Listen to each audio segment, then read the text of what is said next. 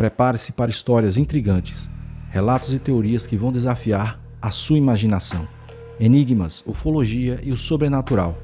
Vamos adentrar nesse mundo em que muitos são céticos, mas todos têm interesse e sempre têm alguma história para contar. Eu sou Jackson. Seja muito bem-vindo.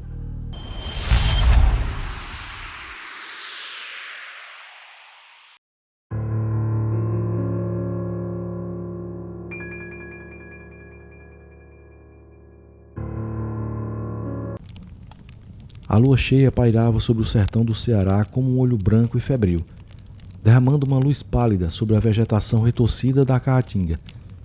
Em Caiçara da Mata, um vilarejo tão pequeno que mal constava nos mapas, o silêncio da noite era quebrado apenas pelo coachar insistente dos sapos e pelo gemido do vento entre os mandacarus e xique-xiques. O calor do mormaço do dia ainda irradiava na terra rachada, tornando a noite abafada, quase irrespirável. No extremo leste de Caiçara, separado das poucas casas de taipa por uma légua de chão batido e jurema preta, ficava o cemitério das almas.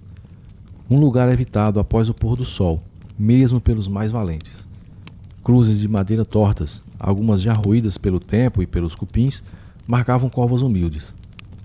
Lápides de cimento barato, com nomes desbotados, testemunhavam vidas simples, ceifadas pela dureza do sertão. Flores de plástico, descoradas pelo sol inclemente, eram a única cor vibrante naquele campo santo esquecido.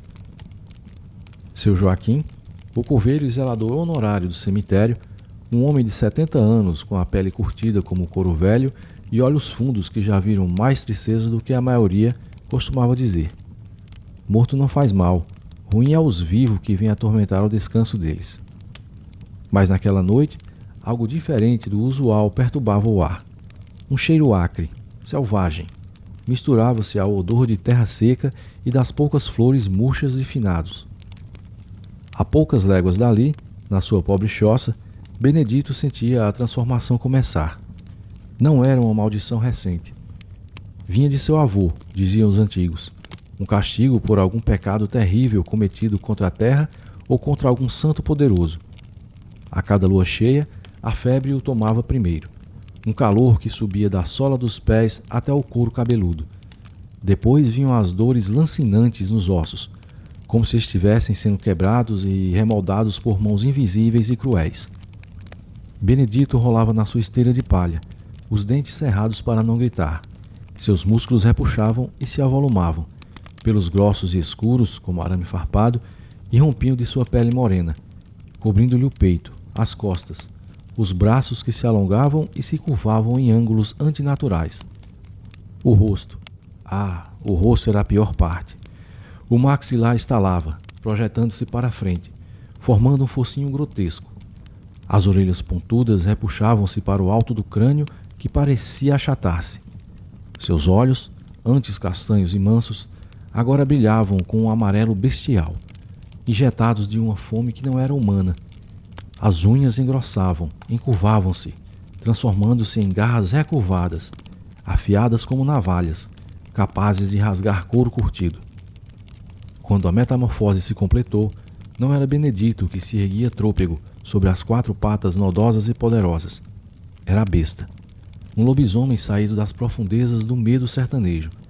Uma criatura de pesadelo com quase 2 metros de altura quando se erguia sobre as patas traseiras. O pelo sujo e emaranhado, a respiração um fôlego gutural e faminto, um uivo primal. Longo e carregado de uma angústia selvagem rasgou a noite, fazendo os cachorros de Caiçara latirem em desespero e os moradores mais devotos se benzerem em suas camas. A fome era a única coisa que importava, uma fome profana, uma necessidade visceral de carne, mas não qualquer carne. A besta farejava o ar, o focinho vibrando, o cheiro da morte recente, dos corpos enterrados há pouco, ainda não reclamados totalmente pela terra, era um banquete irresistível, e o cemitério das almas chamava. Correndo desajeitadamente, mas com uma velocidade surpreendente para seu volume, a criatura atravessou a Caatinga. Espinhos de macambira rasgavam seu pelo, mas ele não sentia. Apenas o pulsar da fome em suas veias. Chegou aos muros baixos e emburacados do cemitério. Com um salto, transpôs a barreira, aterrissando com um baque surdo entre as sepulturas. O ar ali era ainda mais denso com o odor da morte. A besta farejou o chão, a cabeça baixa, rosnando baixo. Seus olhos amarelos perscrutavam as covas. Parou diante de um túmulo recente. Uma simples cruz de madeira com o nome Maria das Dores. Finada há 3 dias. A terra ainda estava fofa. Com as patas dianteiras, armadas com aquelas garras medonhas, o lobisomem começou a cavar. A terra voava para os lados em jatos secos. As garras batiam contra pedras, produzindo faíscas na escuridão. O som era uma profanação horripilante. O raspar frenético, a respiração ofegante e gutural da criatura, o esforço bestial. Em pouco tempo, um buraco considerável se abria, revelando a madeira barata do caixão simples. Um grunhido de satisfação escapou do focinho da besta. Com as garras e os dentes poderosos, estraçalhou a tampa do caixão. O som de madeira se partindo ecoou pelo cemitério silencioso. Lá dentro, envolto numa mortalha branca já manchada pela umidade da terra, jazia o corpo de Dona Maria, uma senhora franzina que em vida vendia bolos na feira. Para a besta, contudo, não havia história, nem respeito, nem lembrança, apenas carne. Com um rosnado baixo, mergulhou a cabeça na cova. O som que se seguiu era indescritível. O rasgar de tecido, o estalar de ossos finos e velhos, o ruído úmido e repugnante da carne sendo arrancada e devorada. A besta não mastigava com delicadeza, engolia pedaços inteiros, o sangue escuro e já frio escorrendo pelo focinho, manchando o pelo no peito. Era uma cena de carnificina primal, a antítese de qualquer ritual sagrado de despedida. A criatura devorou com avidez o que pôde do cadáver. Braços, ombros, o peito magro. O cheiro fétido da decomposição inicial misturava-se ao odor metálico do sangue velho, mas para a besta era o perfume da saciedade. Sua fome era tão antiga quanto a própria lua. Após alguns minutos dessa refeição macabra, a besta pareceu hesitar. Ergueu a cabeça ensanguentada, farejando o ar. Talvez um instinto de autopreservação, a proximidade do amanhecer. Outra cova chamou sua atenção, a de Zé Pequeno, um jovem vaqueiro morto numa queda de cavalo na semana anterior. Repetiu o processo profano. Cavou com a mesma fúria desesperada. A terra voando, as garras golpeando a madeira. Arrancou a tampa e lançou-se sobre os restos mortais mais frescos. O som da sua refeição, ainda mais nítido e perturbador. Os ossos mais fortes do rapaz estalavam sob a pressão das mandíbulas poderosas. A lua começava a perder seu brilho no horizonte, anunciando a chegada da madrugada. Um galo cantou ao longe, um som algourento para a criatura da noite. A besta, empapuçada, mas ainda não totalmente saciada, pareceu sentir a urgência.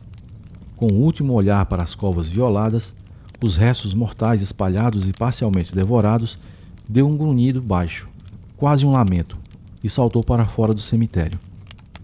Correu de volta para a caatinga, buscando o refúgio de sua choça antes que os primeiros raios de sol o flagrassem.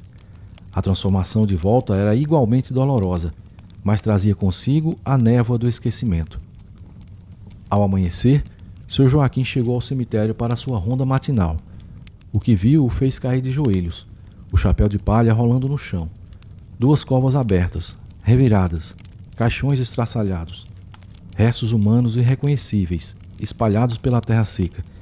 O cheiro de morte e de água selvagem inexplicável pairava pesado no ar. Marcas de garras enormes estavam cravadas na madeira dos caixões e na terra ao redor.